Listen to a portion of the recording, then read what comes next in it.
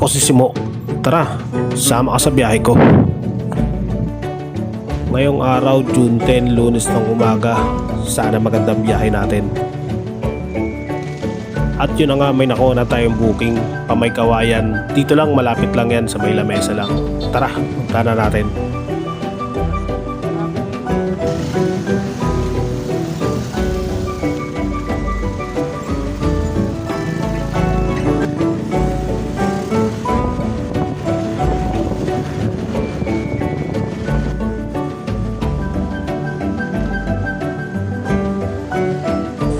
At ayun na nga, dumating na tayo sa pick-up location. Tawagan lang natin si customer.